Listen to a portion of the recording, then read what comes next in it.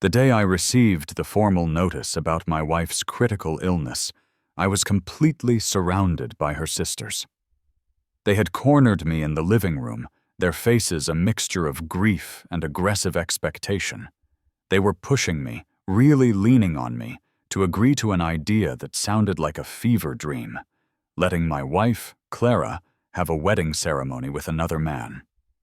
"Mark, all Clara wants is to have a wedding with Leo," one of them said, her voice strained. "She's on her deathbed. Can't you just fulfill this one wish?" Another chimed in immediately. "Don't be so selfish. She only has about 2 months left." They took turns, building a case against my hesitation.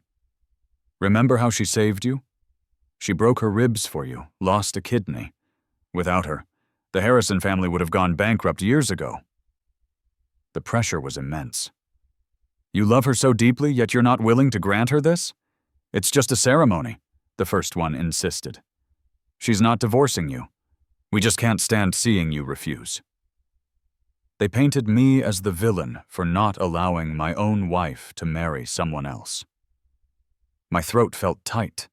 I looked past them, trying to catch Clara's eye, hoping she would put a stop to this. "Clara, what do you think?" My fingers were twitching. She was sitting with her legs crossed, her beautiful features clouded with a look of disappointment and regret. "I abandoned Leo to marry you," she replied, her voice flat. "Even if you agree to this now, he wouldn't agree." My last bit of hope faded. This was all orchestrated by her. She wasn't going to help me. Clara wanted to leave with the man she considered her true love, but she couldn't bear being seen as the heartless one.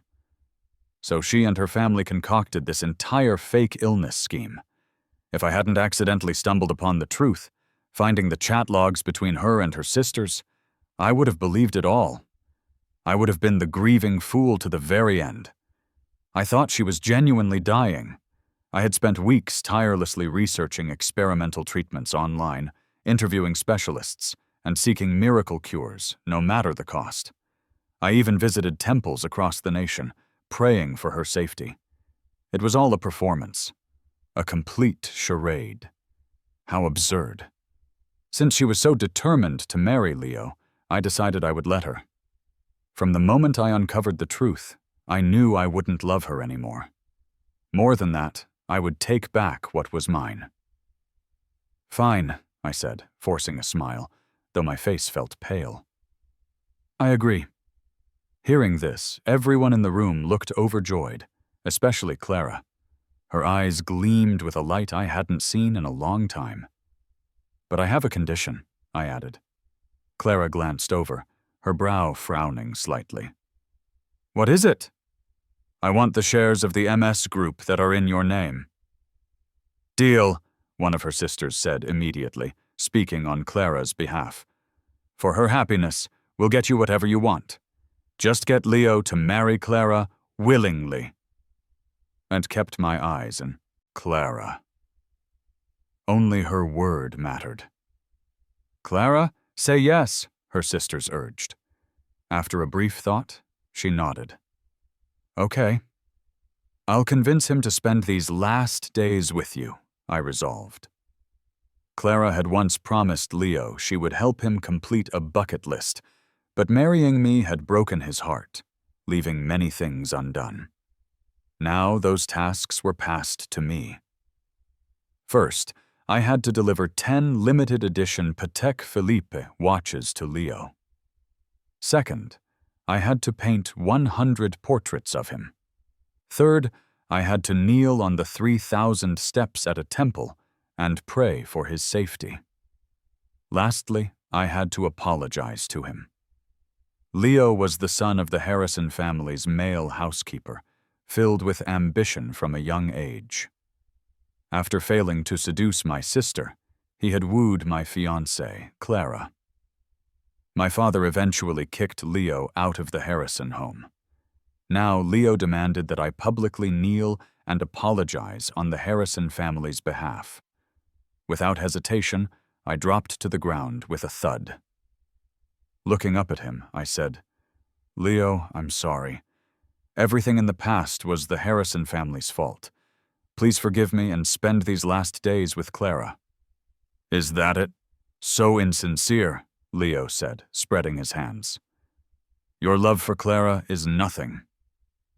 "What do you want?" I asked. "Have you forgotten how I was kicked out of the Harrison home?" Leo leaned in menacingly, hiding a deep bitterness behind his handsome facade. I trembled slightly, frowning back at him. My gaze inadvertently caught Clara standing behind Leo, her eyes burning with an evident love for him. I lowered my head again, feeling a fresh pang of pain. I just had to endure a little more. It would all be over soon. I raised my head once more, slapping myself hard across the face and shouting, "I'm sorry, I'm despicable, I'm a piece of shit!" The crowd around us gasped. Someone started recording on their phone, the flash blinding me. I bit my lip, holding back tears. "Mark," Leo said, his voice ringing with false indignation. "If you hadn't coerced Clara into marrying you, we would have been together long ago. You ruined Clara, made her so troubled she got cancer. Why wasn't it you?" He twisted the truth with righteous indignation, tears flowing down his face. "I'm begging you," I gritted out. "Stay with her through the end." "I'll do it, because you're begging me," Leo said. The crowd, whipped into a frenzy, began to curse me. "What a scumbag! He deserves to die. Slapping yourself? What's the use? Bow and apologize. I hate people who bully others like this. He should just end it all." Someone threw a water bottle hard at my forehead. I fell over. This was followed by more bottles and stones hitting me, leaving me battered and bloody. My heart ached fiercely. Tears mixed with blood, entering my mouth, tasting bitter and metallic. Clara and I grew up together. She once risked her life for me, making me believe it was love. From then on, I followed her, my heart and mind filled with her. To marry Clara, I turned down a critical alliance with the Vance family, making my father so angry he ended up in the hospital. I even offered my shares in the MS group to her as a stepping stone to fight for the Sinclair family's inheritance. Clara never said she didn't want to marry me. I always thought Leo was the one pursuing her. I never knew how much they truly loved each other. The signs were always there. Clara's coldness, the way she brushed me off, her regular trips abroad, the fact she wouldn't let me into her study.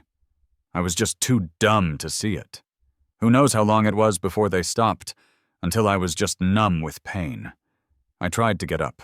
I saw Leo holding Clara, and I watched as he raised an eyebrow at me, triumphantly.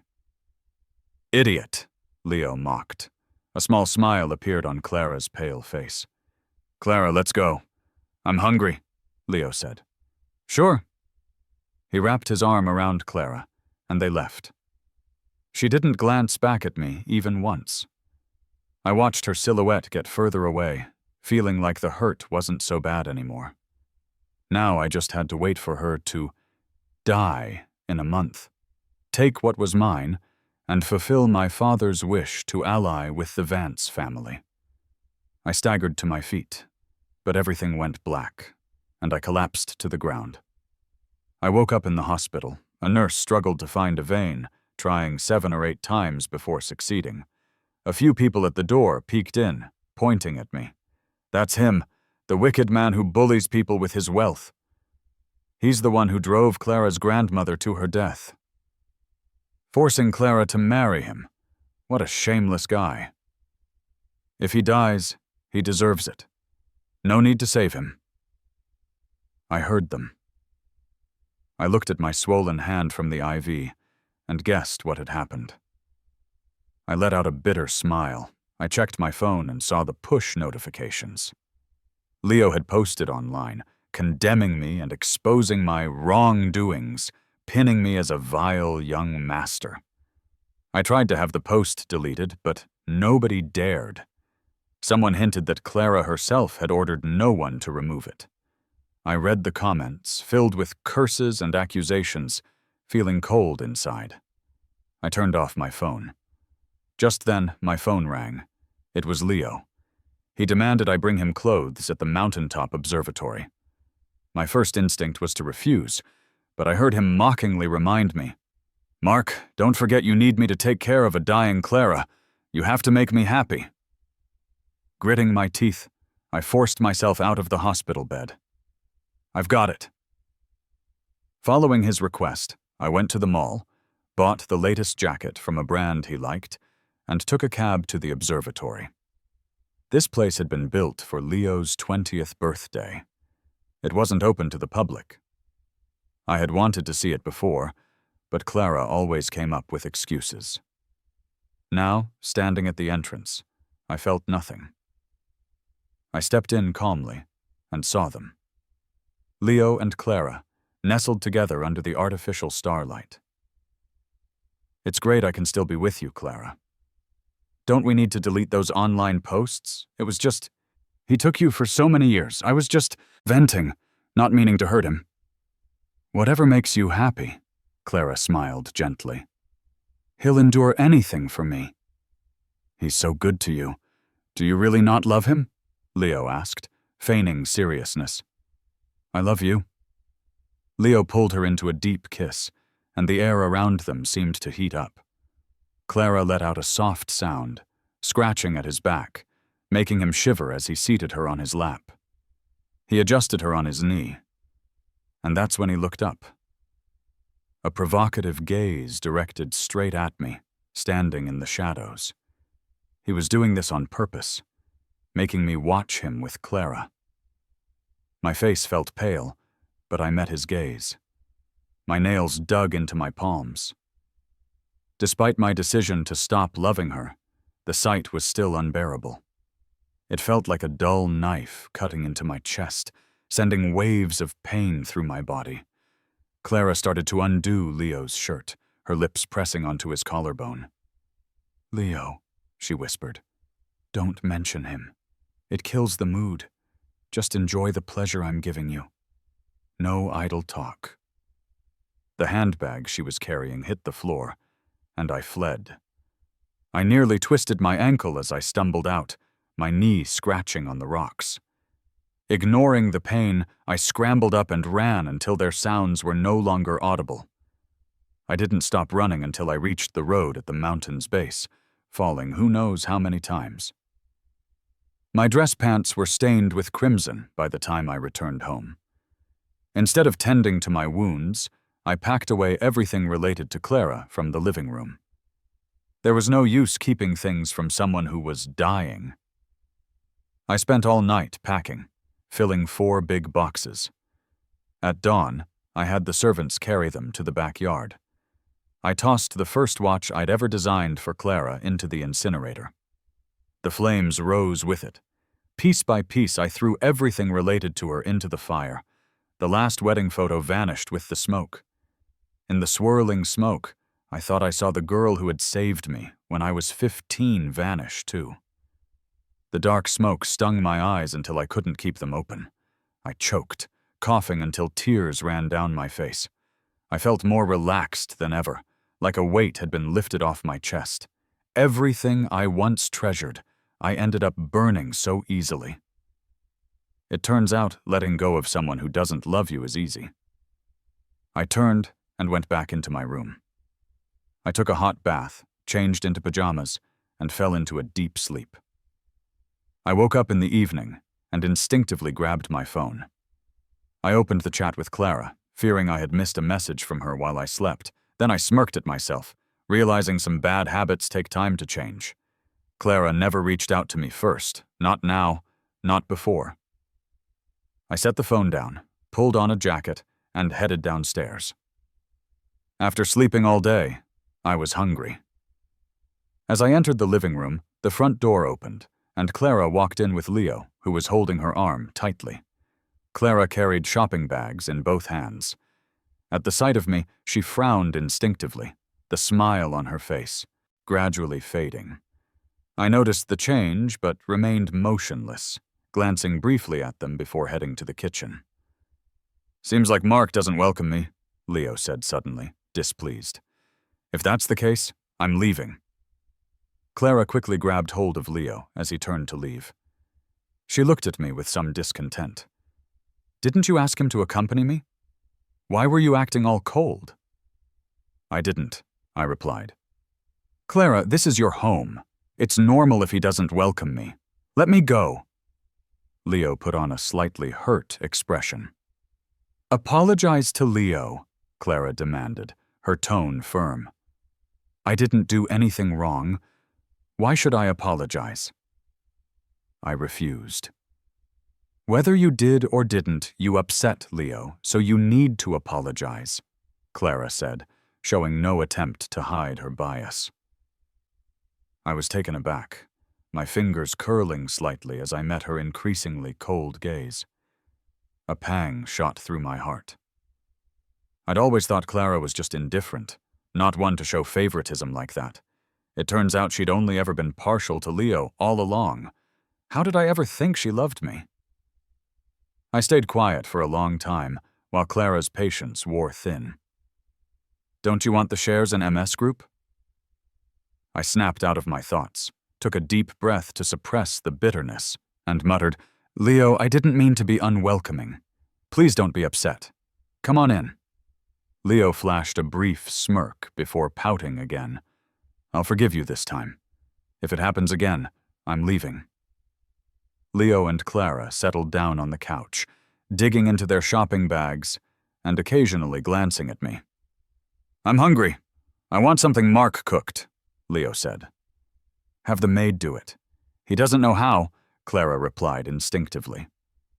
No, I want it, Leo whined, tossing aside the new clothes he'd bought. Clara was notably patient with him, gently reassuring him. All right, we'll have him cook.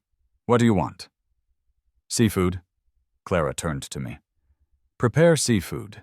If you can't, have the maid teach you. I didn't respond, and headed into the kitchen. Clara and Leo chatted and laughed in the living room, seemingly planning their wedding attire and ceremony. I prepared 12 different seafood dishes, arranging them beautifully before asking a maid to call them. I sat in my usual spot, serving myself a bowl of soup. The bowl suddenly slipped from my hand as the hot soup splashed onto the back of my hand, leaving it red and scalded. Leo, are you okay? Clara's urgent voice sounded. I'm fine. I didn't mean to bump into Mark. Leo feigned panic, but his eyes flashed with triumph. I glanced at my blistered hand, then at Clara's immediate concern for Leo, and smirked wryly. The distinction between love and indifference was all too clear. Thankfully, I didn't love her anymore. I silently tended to my burn. When I returned to the dining room, the table was a mess, with no food left for me. I had a cup of hot milk and went back to my room. Clara stayed with Leo in the villa, but late at night she returned to our room. I felt the bed dip as she wrapped her arms around me. I instinctively wriggled away, but Clara's low voice murmured in my ear. You've gone through so much for me, to fulfill my dying wish. I stiffened, slowly opening my eyes, confused by her words. Was she feeling sorry for me? Even if I marry Leo, you're still my only husband. No one can take your place. You'll still get what's yours. Her voice was increasingly gentle. So, give your Nexus project to Leo. My estate can't go to him after I'm gone. He needs something to live on. My heart clenched sharply. Tears welled in my eyes. Clara wasn't feeling sorry for me, or grateful. She just wanted me to give Leo my creation. Nexus is a code I designed, with significant value in new energy development. It had been validated and could be patented and licensed at any time. Beyond immense wealth, it could offer me a high standing in my field. Clara knew how important this was to me. Clara, I can't agree to that. I shook my head. I gently released her arm and sat up. That's my work, my creation. I'll never give it to someone else. Clara's eyes flickered.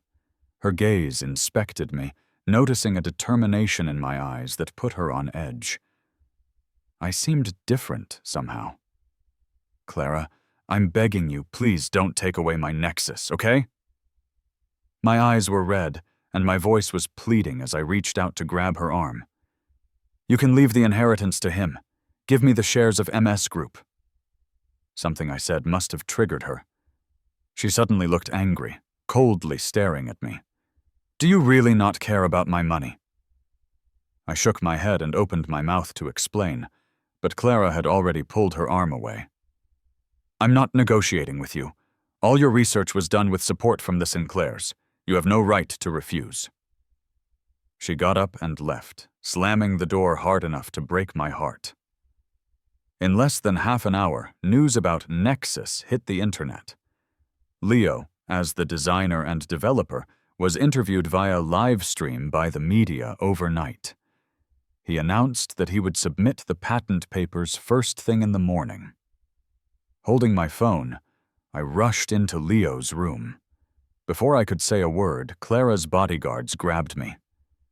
It's the design concept of Nexus. I'm sorry for disturbing your rest so late. I'm just too excited to share my results with you. Good night.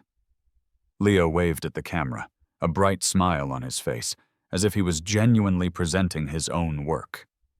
Don't believe him, I shouted, only to be instantly silenced by the bodyguard. Until the interview ended, the guard finally let me go.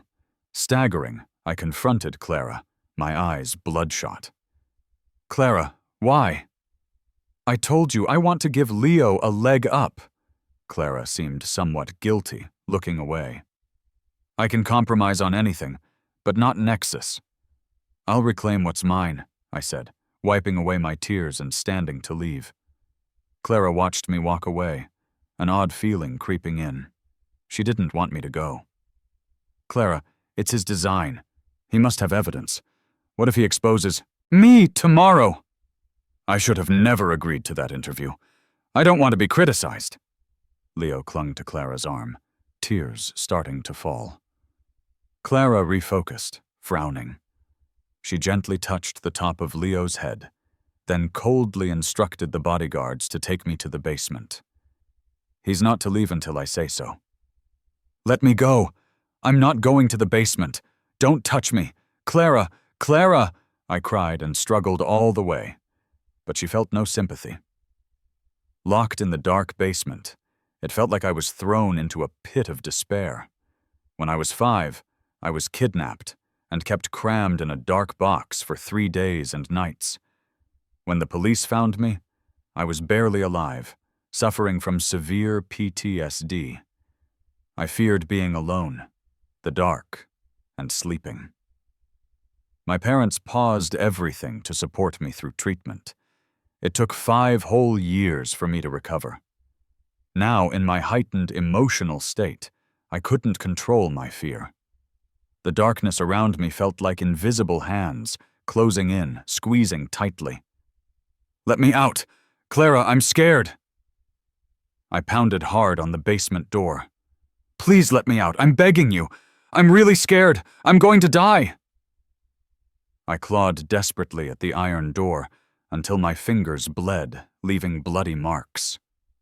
My breaths became shallow, my head throbbed, and I started banging my head on the door until I passed out.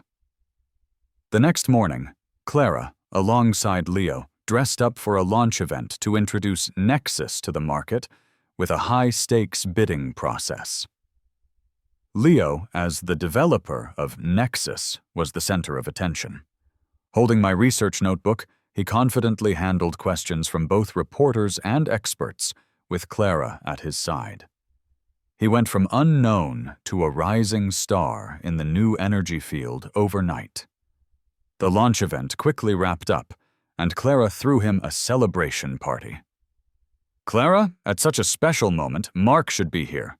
Leo was eager to show off. Clara looked at him affectionately, agreeing to take him. She returned to the villa to fetch me, intending to let me know that everything was decided and stop me from causing trouble. The basement door opened, and a bloody scent hit her. Clara frowned deeply. In the dim light, I was curled in the corner, trembling, with my head buried in my arms. I slowly lifted my head at the light, looking through dried blood at Clara standing in the doorway. "Mark." Clara was shocked. She never imagined I'd end up like this. "Clara, I don't want Nexus anymore. Please let me out. I'm scared." I got up and ran towards her. "I don't want it. I truly don't." Clara shuddered slightly, speechless, but she reached out and helped me out of the basement. As Leo called, urging Clara, she glanced at my frail form on the bed, torn for a moment. She finally gave in to Leo. "I'll be right there." She had someone tend to my wounds, dress me in clean attire, and cover the injury on my forehead with concealer. I didn't move throughout the process, but as they were leaving, I suddenly paused. "Could I get the shares of MS Group now?" I attempted to ask. "It's fine if not, just don't put me in the basement again." My body trembled slightly. Clara knitted her brows but surprisingly didn't refuse. She immediately had a lawyer prepare the electronic documents. While waiting, she inadvertently glanced around the sparsely furnished living room. "Did you throw stuff out?" I nodded, acknowledging the change. A brief silence followed. The lawyer sent the documents. Both Clara and I signed, activating the agreement instantly. I exhaled in relief. The banquet hall was lit up, buzzing with excitement. Guests toasted and praised Leo endlessly. He was on cloud 9, his smile never leaving his face. When he saw Clara and me walk in, he approached us with a grin. "Mark, you're here to congratulate me too?" Leo pretended to hug me, whispering menacingly, "See? Everything you had is now mine. You're no match for me." My expression was numb. I spoke in a flat tone. "Congrats, you won. Can you marry Clara now?" "Nope," Leo sneered. "You haven't satisfied me yet. What more do you need?" I locked eyes with him, showing a hint of hopelessness. Leo smirked, and with a bright grin, glanced around. "For you to be a rat, lose everything." I shivered, looking at him in horror. Leo shoved a sharp pin into my hand, forcing me to strike my own cheek. The pin sliced his cheek, and blood flowed out. "Mark!" Leo exclaimed. "Do you want me dead? Why are you pushing me so hard? I love Clara, but I never wanted to break you two apart. I just wanted to take care of her in her final days. If you're going to kill me, let me stay with her till the end. I'll give you Nexus. Give you all my money." Leo broke down, kneeling before me. The room fell to silence. All eyes were on us. Online gossip had painted me as the villain splitting up Clara and Leo. The room stared daggers, wishing me ill. I stood there, the bloody pin dropped from my hand. Clara grabbed my wrist coldly.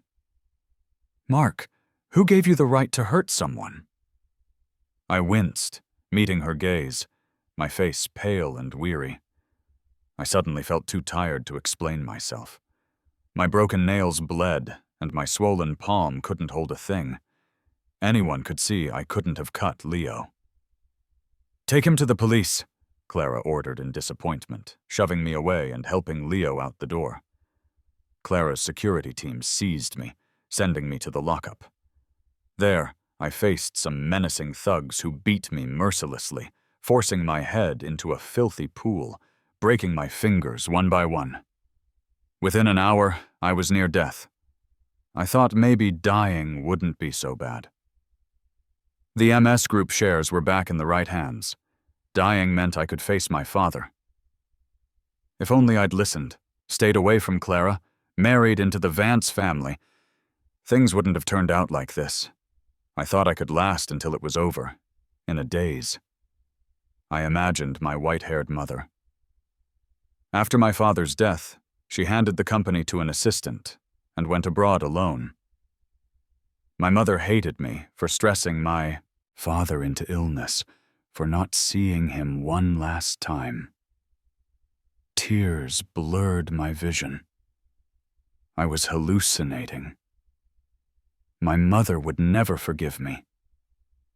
Closing my eyes, I waited for death.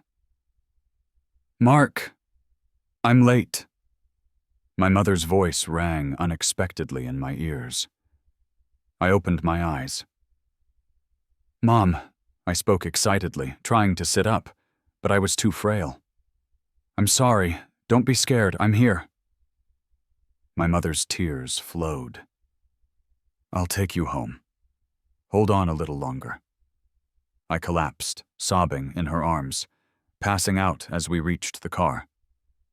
My mother brought me back to the Harrison family home, fearing Clara might hurt me again. She had a professional medical team treat me at home. While I lay unconscious, indignant netizens and reporters surrounded the Harrison villa. Amidst this, Leo had gained massive sympathy, and learning I had attacked him, more came to seek revenge. My mother ordered security to remove them. They violently fought back, throwing rocks, breaking windows, crashing doors. "Mark, apologize to Leo." They stormed the residence. "No one touches my son," my mother yelled, standing guard at my bedside. "You're useless as a parent, too, hurting a key talent. You all deserve to die." Someone shoved her. Her fall was hard. As they moved to drag me off the bed, she quickly blocked them again. They'd lost all sense, pushing her down again, seizing an unconscious me. Leading the group, Clara arrived just in time. "Stop!" she called out. Her guards pushed forward, forcing the intruders out. My mother helped me back to bed, checking on me carefully. Clara glanced at my pale face, frowning. Just heading to the police and ending up like this. Could it be true, like Leo said? That I was acting all along, faking care, never intending to fulfill her wishes, hurting myself repeatedly to gain sympathy and tie her to me? Now, with my mother confronting her, if not for that, she'd never have been pulled from the hospital to sort out the Harrisons' mess. Her mind on Leo, alone in the hospital, her concern for me vanished. "I gave my son to you, not for this torment, Clara," a furious Mrs. Harrison shouted at Clara. "If you don't want him, divorce him." I slowly opened my eyes, weakly holding my mother's hand. "Not now. Don't divorce. She's treating you like this, and yet you—" My mom looked at me with a somber face, her heart heavy with pain. I couldn't tell my mom the whole truth, so I just held onto her hand tightly. As long as I was alive, I'd hang in there until Clara faked her death, and I got what was rightfully his. Clara, overhearing this, had a strange look on her face. She never imagined I loved her to the point of madness. Even after all the suffering, I refused to divorce her, willing to live like a widower, unable to leave her. Clara felt a rush of emotion, but quickly regained her composure. Her heart belonged to Leo, and she'd soon be leaving with him. When the intruders were driven out, Clara stood over me, looking down with a warning in her voice. "I'll handle the online rumors. This won't happen again. But you were wrong to hurt someone. Leo won't press charges. You know what to do when you face my grandmother, right?" My eyes were calm as I nodded slightly. "I'll apologize to Grandma." Satisfied, Clara walked away. My mom was furious, glaring at me, wanting to say something but holding back, finally letting out a deep sigh. Her son was truly love-struck. "Mom, I don't love Clara anymore," I said weakly, gripping her hand as I shared Clara's plans to fake her illness and remarry. My mom's expression shifted from anger to shock, finally settling on deep sympathy. With things as they were, my mom could only support me in persisting until Clara's staged death. Under pressure from her grandmother, Ms. Sinclair, Clara intervened to change public perception online, erasing posts about me and effortlessly clearing my name. After 2 days of rest, I was summoned back to the Sinclair family's old residence. "I hear you're helping Clara plan a wedding?" Ms. Sinclair sat at the head of the table, her sharp gaze carrying authority. I lowered my eyes and nodded. "Yes." "Ridiculous!" Ms. Sinclair slammed her hand on the chair's back. I shrank back, explaining quietly. "Clara is dying. This is her final wish." Upon hearing this, Ms. Sinclair was stunned, looking at me incredulously. "What did you say?" I produced the critical condition notice and diagnosis. "I just want Clara to pass without regrets." Ms. Sinclair's expression froze. She valued equal matches and disdained someone of Leo's lowly origins. There was no way she'd let him become part of the Sinclairs. Yet now, she hesitated. "Grandma, please let Clara have her way." Ms. Sinclair said nothing, waving me off. Back in my and Clara's room, just after lying down, the door was kicked open by an irate Clara. "Mark, I can't believe I trusted you. You got the shares and now you're playing games?" She grabbed my wrist, pulling me off the bed. I fell to the ground, unprepared. "Where's Leo? Why'd you let Grandma take him?" Clara's eyes were wild, her fury like a fire. "I don't know. Clara, have some sense. Do I have any power to interfere with Grandma's decisions?" Her face was cold, immune to my words. "You have 1 day to return Leo to me, or you'll be planning your mom's funeral." My heart sank as I focused on her, tears filling my eyes. "What have you done to my mom? You can't hurt her." Unmoved, Clara showed me a video on her phone. My mom was dangling precariously from a crane, swinging in the wind. "Let my mom go! I'll help you find Leo!" I cried, crawling before Clara. Her expression wavered briefly, but her voice stayed cold. "Find Leo, and I'll release her." "Please bring her down first. She has heart issues. She can't handle this," I pleaded. "Don't waste time. Find Leo. You have 1 hour," Clara stated coldly, leaving. I struggled to my feet, kneeling outside Ms. Sinclair's room. "Please, Grandma, let them be. It's just a wedding. Done." Quietly, "It won't disgrace the Sinclairs. Grandma, let Clara see Leo." I kept pleading and bowing for 40 straight minutes until Ms. Sinclair finally opened her door. Seeing me, she inhaled deeply, her resolve weakening. "Fine, I'm old. I won't meddle. He's at the Hilltop Estate. Go find him." "Thank you, Grandma, thank you." I expressed my gratitude repeatedly, rising to find Clara. I fell as soon as I started walking. Ignoring the pain, I climbed to my feet, taking only a few steps before tumbling down the stairs. But I gritted my teeth and kept moving. "Clara, Leo's at the Hilltop Estate. Where's my mom?" I found her. "At the harbor," she said, starting the car. I jumped in front of the car, nearly hit by her. She glared at me. "Are you insane?" "Where's my mom?" I demanded, arms wide as I stood defiantly. Clara's eyes flickered with surprise, as if seeing a new side to me. But with Leo on her mind, she couldn't ponder it. "At the harbor."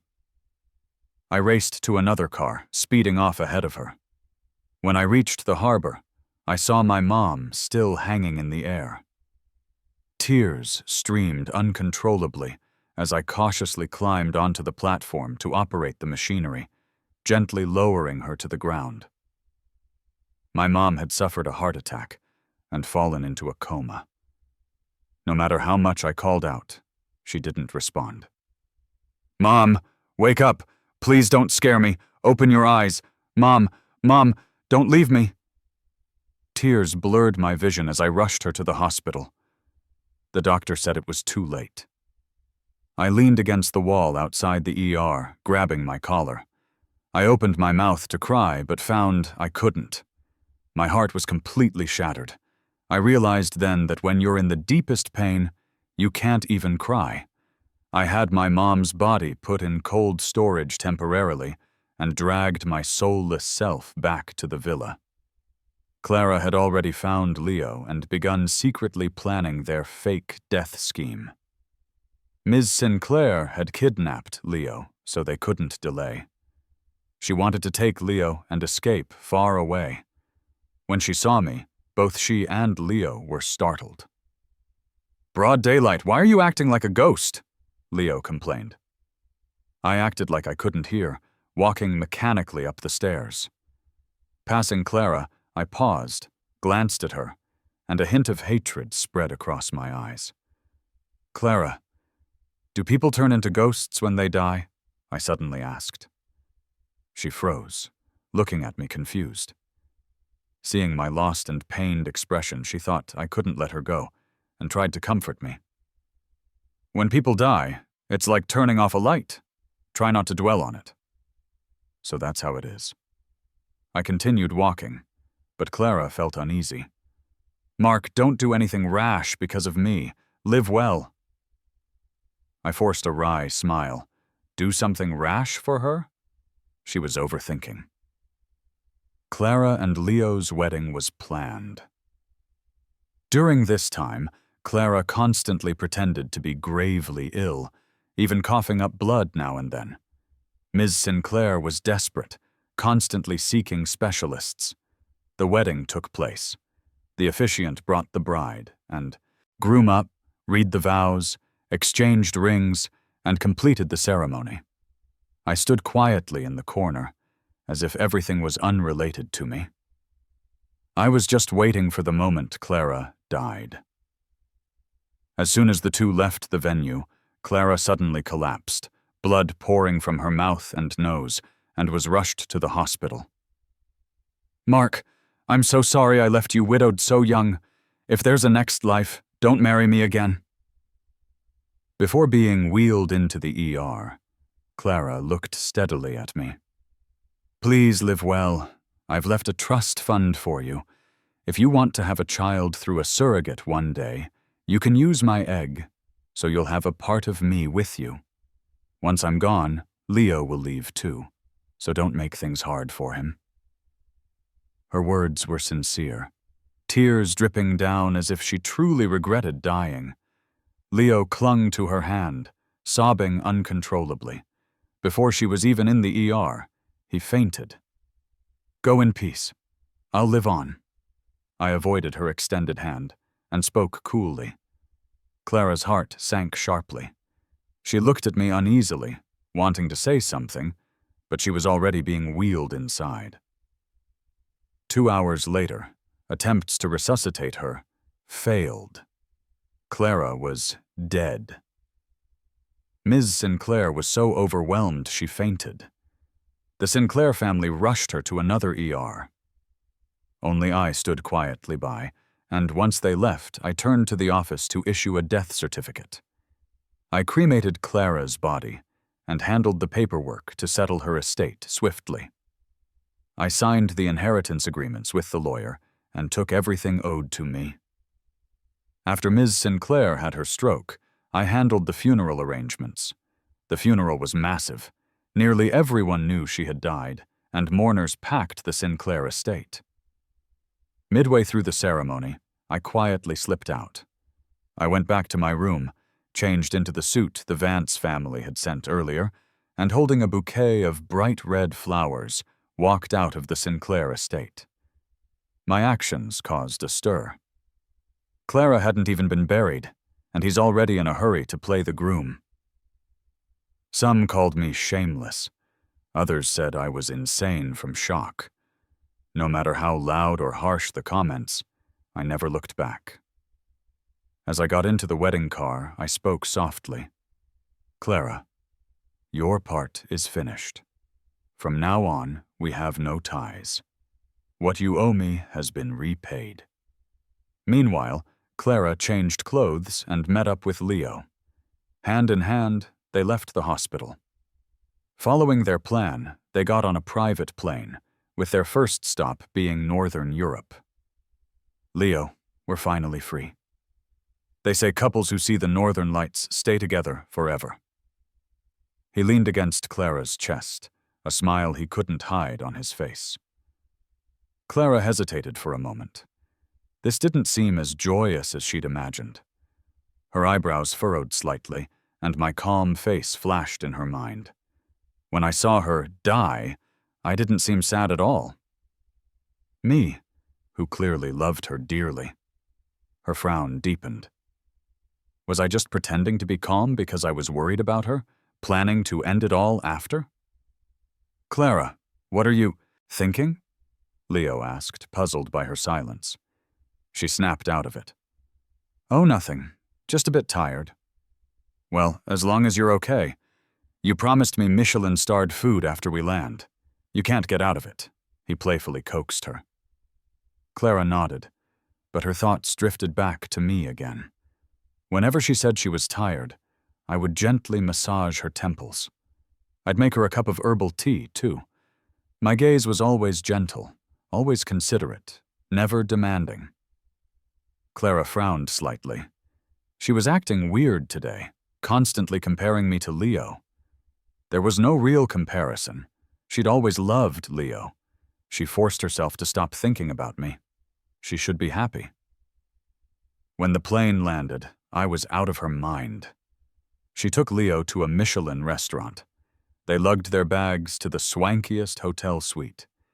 As soon as they were inside, Leo was all over her, wrapping his arms around her waist, kissing her. He seductively unbuttoned her blouse. Clara's eyes darkened. They fell onto the bed together. They stayed in the hotel for 3 full days. Clara, will you marry me? Leo asked with hopeful eyes after one of their sessions. Her heart skipped a beat, and she felt an odd resistance, saying instinctively, "This is nice. Marriage is such a hassle." "But don't you want to have kids with me?" Leo frowned. "Let's talk about it later," she replied, sounding annoyed. Leo looked discontent, flipping over to get on top of her again. "If you don't want to get married, we won't. I'm willing to be with you without a title forever." He kissed her again, pulling her back. Clara and Leo spent a week in Northern Europe, cutting off all ties. They had no clue that the Sinclairs were going through major turmoil.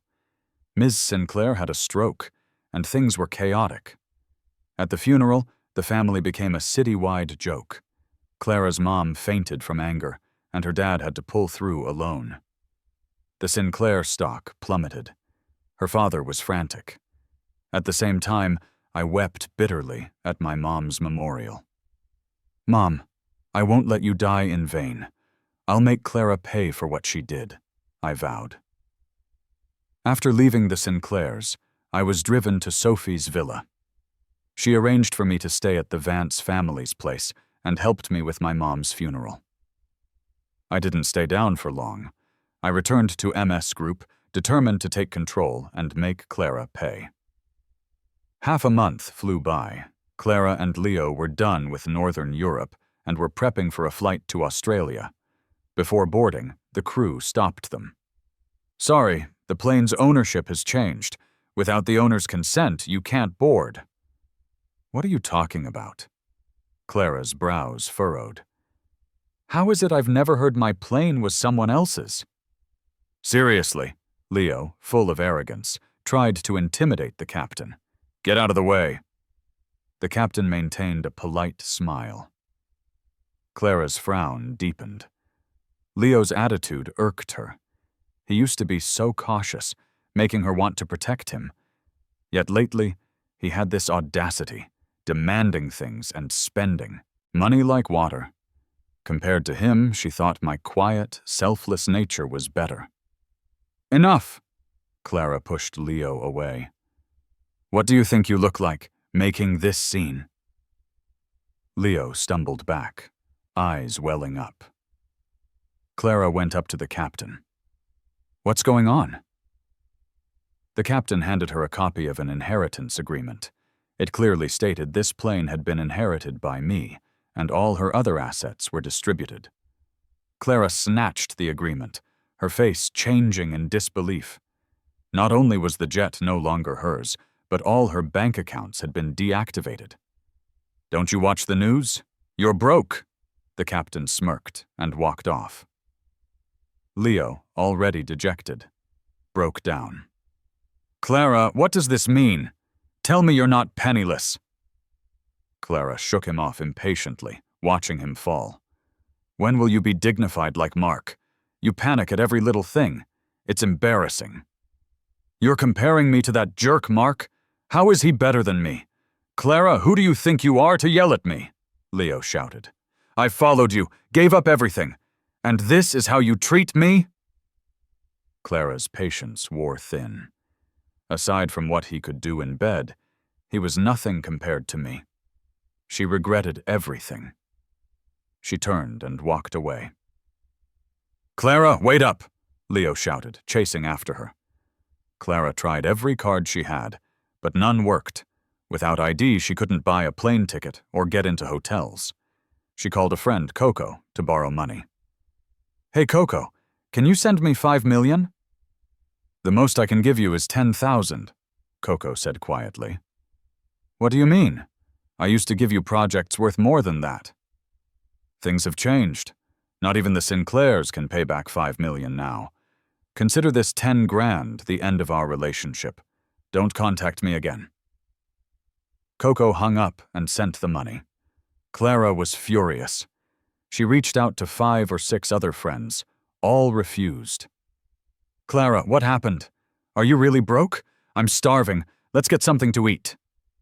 Leo's face was pale. Clara didn't respond. She instinctively led him into a posh restaurant, where they quickly spent the borrowed money on one meal. They ended up in a cramped, windowless motel.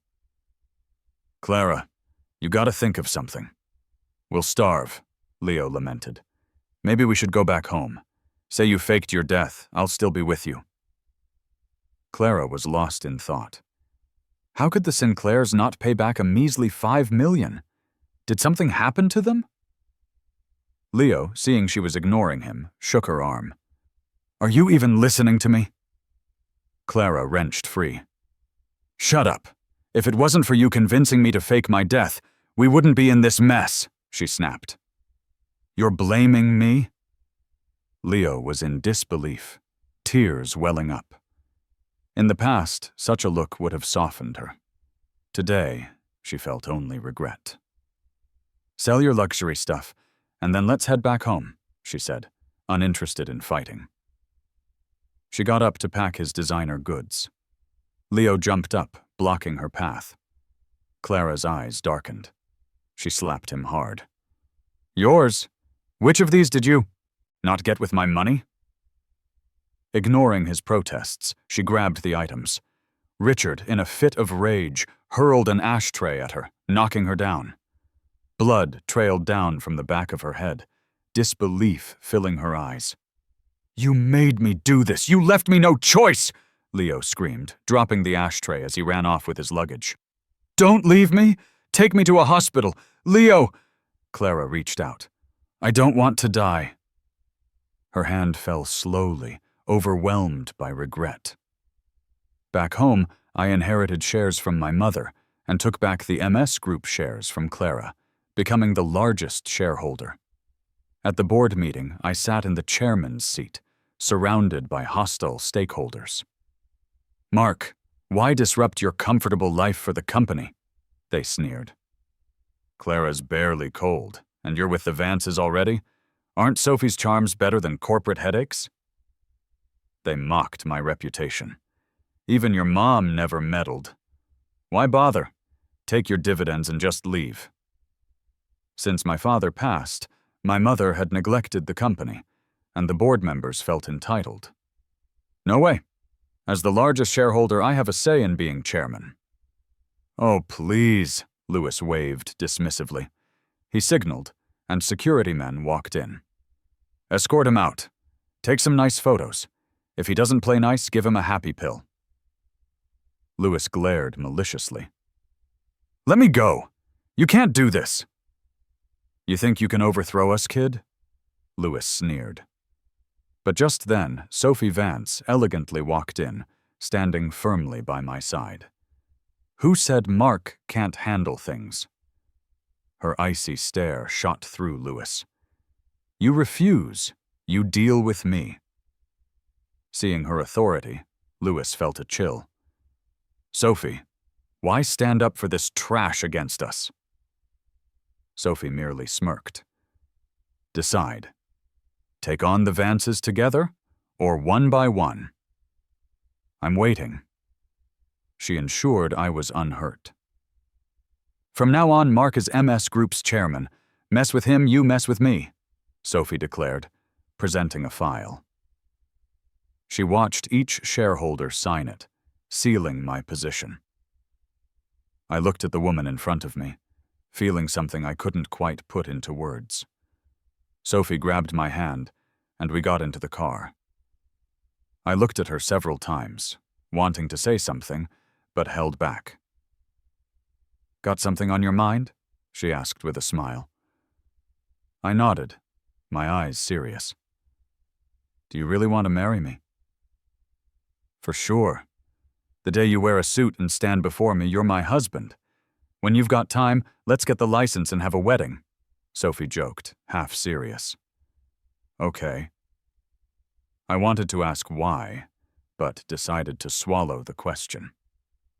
Marriage was my father's last wish, and also my best option right now. As I was lost in thought, Sophie leaned in and whispered, "From now on, I'll be your support. Everything from the Vances is at your disposal. Do whatever you want." A shiver ran up my spine. Just then, the car screeched to a stop. Someone was blocking our way. I gasped, losing my balance and falling towards Sophie. My face turned red. In my confusion, someone outside started banging on the window. I quickly sat back, rolled down the window, and looked out. There was a woman in ragged clothes, dirty and sunburnt beyond recognition. "It's Clara, your wife," she said, her voice hoarse and desperate. "I'm not dead. I'm still alive." My face remained blank as I studied her closely. "Mark, I've missed you. Please get out and take me home," Clara pleaded, her hands pressed against the glass. After a long silence, I spoke slowly, my voice distant. "Sorry. I don't know you. My ex-wife is dead." "Mark, how can you not recognize me? You loved me so much, you even made friends with your rival for my sake." Clara met my increasingly cold gaze, her words catching in her throat. I averted my eyes and directed the driver to roll up the window and drive on. Clara clung to the glass until her fingers were caught. She winced in pain, pleading, "Mark, it hurts. Won't you look at me?" I remained indifferent. Burdened by the pain, Clara finally let go, watching the car drive away. She chased after it, shouting my name. "Mark, I barely survived to come back. You can't ignore me like this." It turned out that after Leo injured her, a hotel cleaner had saved her. She pawned her jewelry and bags to cover her medical bills and used the rest to sneak back into the country. The moment she returned, she sought me out, imagining me mourning her. She planned to apologize genuinely, hoping for my forgiveness. But as soon as she returned, she heard about me and Sophie. She refused to believe it. "Mark, you can't do this to me. I'm the love of your life." Clara was unwilling to give up and chased my car all the way to the Vance villa. Ignoring the guards, she pushed forward, only to be repeatedly thrown to the ground. "Let me in! I need to find my husband! Sophie, who do you think you are to marry my husband? Mark! Honey, come out!" Thrown out again, the gate finally opened as I stepped out. I stood 2 meters away, looking at her coldly. "You finally came out to see me, Mark? Come home with me, please." Clara, dirty and bloodied, lay on the ground. Looking down at her, I smirked slightly. "Home? You have no home." "What do you mean?" Clara's heart skipped a beat. "I sold the villa. As for the Sinclair family home, the bank will soon take it. Playing dead wasn't enough. Now you're back from the dead? Did you really think everyone is a fool, Clara?" She shook her head. "Mark, you know everything. I was wrong, I admit it. After leaving with Leo, I realized I loved you. Only you. I lost my mind. I did something so stupid, but I'm back now, ready to settle down with you." Her voice grew frantic, causing her to cough up blood. I stepped back 2 steps, a hint of disgust crossing my eyes. Seeing my gaze, Clara felt her heart ache painfully.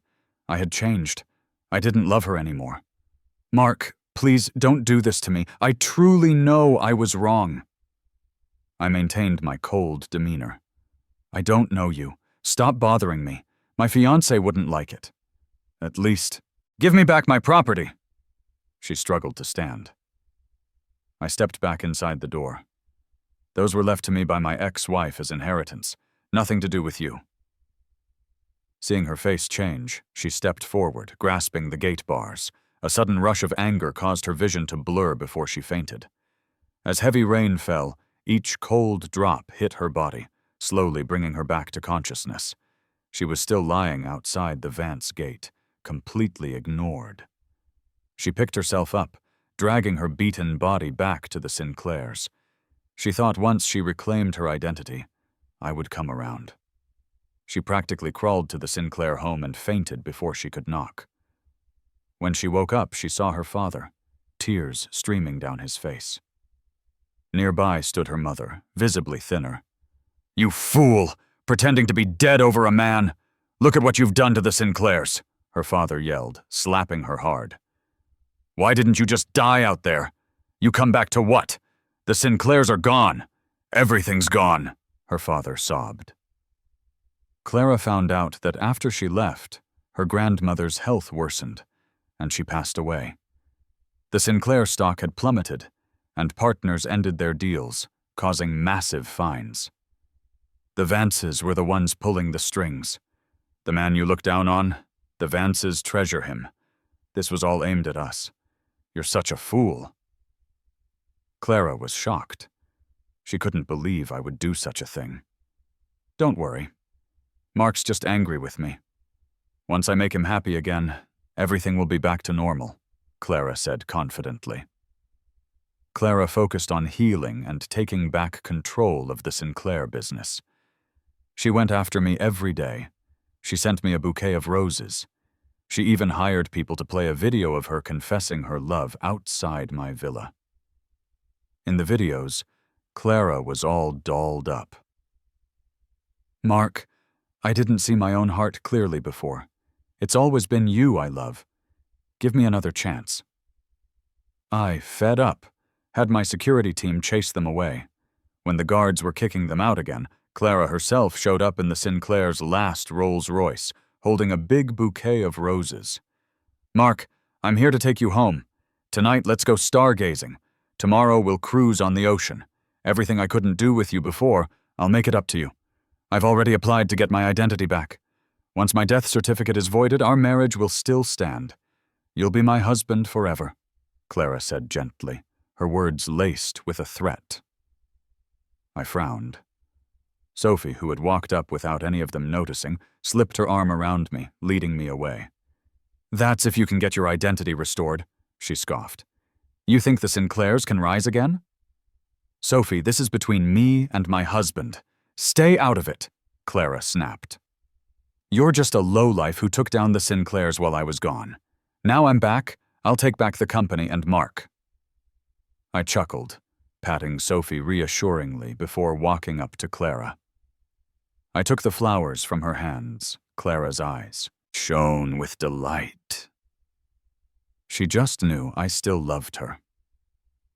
I tossed the flowers back in her face. The thorns scraped her cheek, leaving her stunned. "Stopped loving you a long time ago," I said coldly. "Every time you hurt me for Leo, my boyhood affection for you drained away. Being with Sophie was my choice, the best one I ever made. You caused my mother's death. You should pay for that. As for our so-called marriage, let's see you try to get your identity back." My eyes were cold and full of hatred. My words pierced her heart. Clara had never seen me so fierce. She instinctively stepped back. "No, I didn't kill her. I was just scaring you," she insisted. I slapped her hard. "Don't trouble me again. There's only hatred left between us. We're enemies for life." Clara looked at me in disbelief. "No, you still love me. You're just mad at me, right? Tell me how to earn your forgiveness." "Even if you died, I wouldn't forgive you," I said, pulling Sophie with me as I left. Clara stood frozen, whispering, "I don't believe it. You're lying." "Are you okay?" Sophie was standing behind me, full of concern. My mother's death was a wound in my heart. I forced a smile, turning to her. "I'm fine." Then a cold glint appeared in my eyes. "Will you help me? I want the Sinclairs to collapse." "Of course. Whatever you decide to do, I'm with you. Go all out. If it gets tough, I'll step in." Sophie lovingly brushed the top of my head and wiped my tears. I nodded, pulling her into a hug. Spending time together had awakened new, complex feelings in me about Sophie. With her, I was at ease, able to be my true self. With her help, I secured my position as president of MS Group and led the company to strategically acquire the Sinclair projects at a bargain.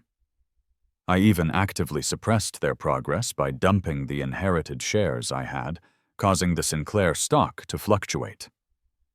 Clara was worn out. Every attempt to meet me was refused. One day, Clara personally went down to MS Group and waited to see me. I was dressed in a white suit, and there was a mature aura about me she had never seen. Her eyes were full of surprise. "Mark, can we talk?" she asked, losing her usual arrogance. Without a glance at her, I turned her down. "My aim is to ruin you. There's nothing to talk about." "What about Mom's death?" Clara stepped forward to block me. I paused and looked at her. "What did you say?" "The truth about Mom's death is different," Clara said, taking a deep breath. I, half believing, hesitated, and still agreed to go with her. Clara took me to the restaurant I always wanted to visit. During the ride, she kept trying to start a conversation, but I ignored her. "Mark, do you remember when I saved you that time? And when you gave me chocolates and said you liked me? You looked so cute." I acted like I didn't hear, quietly watching the scenery pass by. "Mark, we're here." Clara had booked the whole restaurant, personally brought flowers, poured me wine, and even sang love songs. These were all things I had wished for and mentioned to her before. "Clara, just say it. Stop wasting time. I won't be with you, and I won't stop going after you." I felt bored and tossed the flowers aside. Clara's expression changed. "Mark, I really fell in love with you. I don't love you." My harsh words stopped her cold. After a long pause, she spoke again. "It was Leo who had someone give Mom a muscle relaxant, causing her heart attack, not because she was scared into it." I stood frozen. "What did you say?" "Richard killed my mom." "Yes, and here's the proof." Clara handed me the results of her investigation. "You misunderstood. Mom didn't die because of me." I read it word for word, my fingers tightening, my face darkened. "I didn't misunderstand. If you hadn't kidnapped my mom, how would he have had a chance? Clara, you're just as despicable as he is." I crumpled the paperwork into a ball and threw it in her face. I won't forgive you guys. Without another word, I stormed out. Clara hurried to catch up and grabbed my arm, only to be slapped hard. Get lost! Mark, I'll help you get revenge. You forgive me, and we can be together. You want the Sinclair Group? I can give it to you, anything you want. Clara madly tried to hold on. I kicked her hard, making her clutch her belly in pain. If I want the Sinclair Group, I'll take it myself. Seeing you makes me sick. I walked away without looking back. I ran to my mother's grave and cried for a long time, until Sophie came to take me away. Meanwhile, Leo returned to the country. Hearing that Clara was back with the Sinclairs, he rushed over to find her, playing the victim. He crouched outside the Sinclair gate. Clara, I'm here to apologize. I was wrong. I didn't mean to hurt you. Leo kneeled, crying desperately. I came back to find you, but you were gone. Can you forgive me? Clara's face darkened, a cold smile on her lips. She reached out to pull him up. Leo, you're quite the pretender. Almost fooled me again. From start to finish, you only loved my money, right? When I had none, you ran. Seeing I have money again, you're back? Clara dramatically tightened her grip around his neck. His body trembled, and he struggled, a strong feeling of suffocation leaving him speechless. Weren't you afraid when you hurt me? Or when you caused my mom's death? Or when you used me to satisfy your own greed?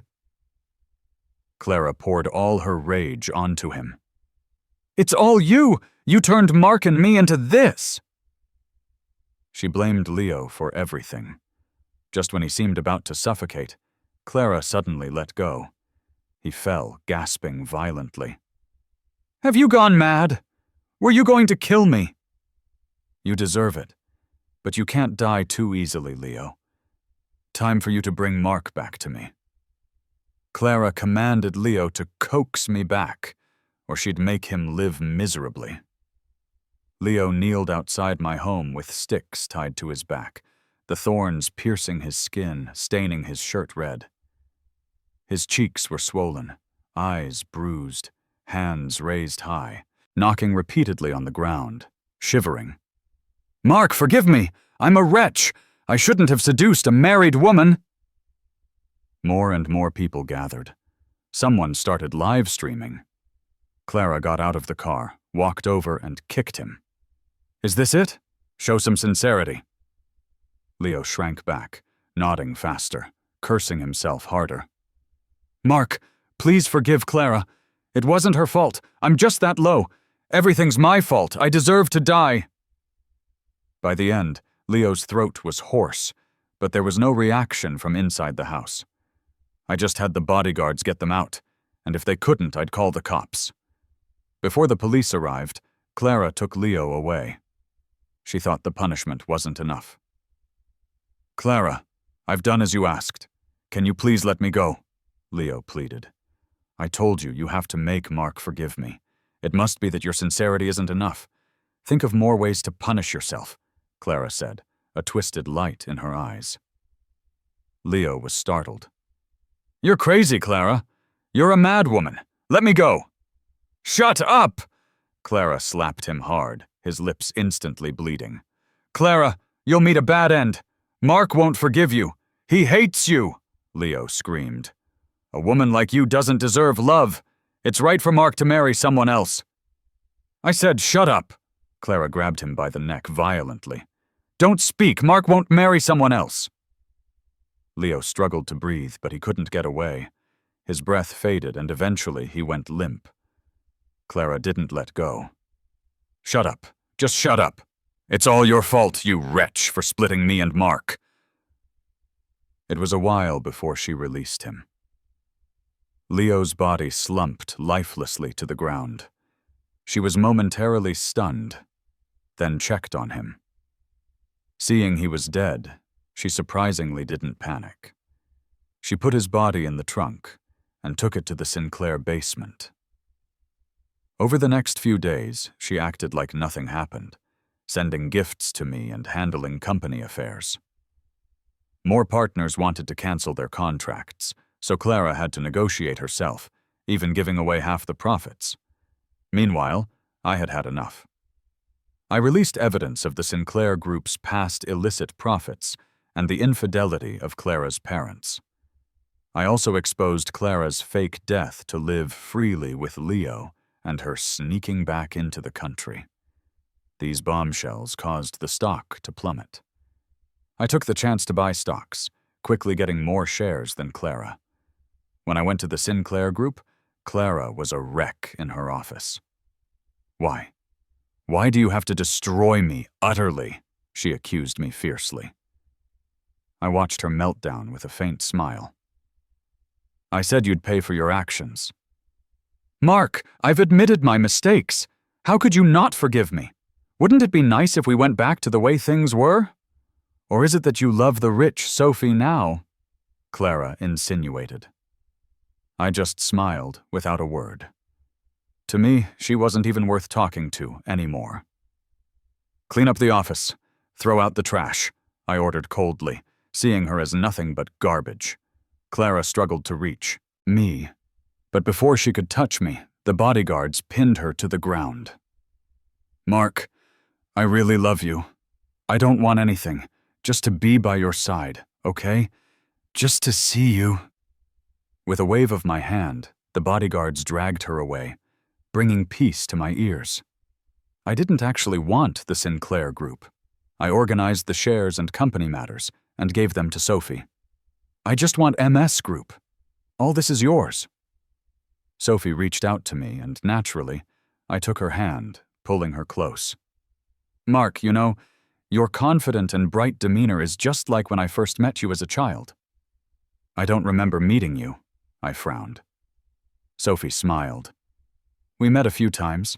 I wasn't impressive enough to catch your eye back then." I felt a pang in my heart. In my youth, all I saw was Clara, who had saved me, ignoring all the beautiful scenery. "I'm sorry," I admitted, feeling guilty. Sophie lifted my chin and gently kissed me. "You don't need to apologize. I'll just wait for you to willingly love me." I blushed, returning her kiss. "Anytime. Can't wait." Sophie held my head, deepening the kiss until my face was red, nearly breathless, before releasing me. Our wedding was planned for a week later. On our wedding day, Sophie solemnly knelt before my parents' memorials and brought out a prenuptial agreement, giving all her assets to me. "Honey, from now on, if I ever have a flicker of doubt, just kick me out, empty-handed." I held her tightly. This, I thought, must be what true love feels like. Post-marriage, I was still very happy and grateful to have found Sophie. As for Clara, word had it that before the police could catch her, she stole the Sinclairs' last bit of money, hopped on a ship to Southeast Asia, and perished in a storm. Good riddance. May we never meet again in any lifetime.